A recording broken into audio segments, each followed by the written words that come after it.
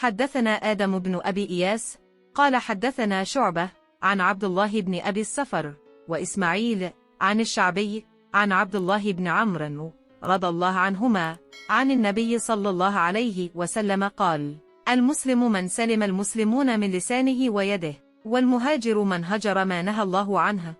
قال أبو عبد الله وقال أبو معاوية حدثنا داود عن عامر قال سمعت عبد الله عن النبي صلى الله عليه وسلم. وقال عبد الأعلى عن داود عن عامر عن عبد الله عن النبي صلى الله عليه وسلم.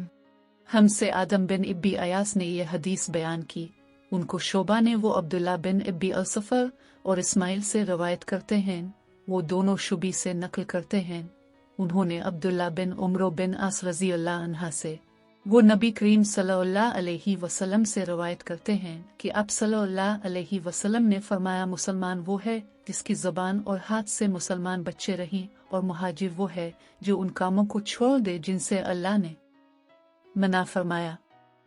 صحیح بخاری 10 کتاب 2 حدیث نمبر 3۔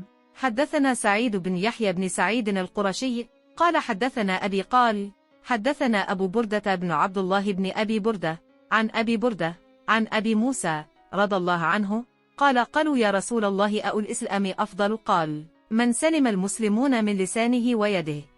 ہم کو سعید بن یحییٰ بن سعید اموی قریشی نے یہ حدیث سنائی، انہوں نے اس حدیث کو اپنے والد سے نقل کیا، انہوں نے ابو بردہ بن عبداللہ بن ابی بردہ سے، انہوں نے ابی بردہ سے، انہوں نے ابو موسیٰ رضی اللہ عنہ سے، وہ کہتے ہیں کہ لوگوں نے پوچھا رسول اللہ کون سا اسلام افضل ہے؟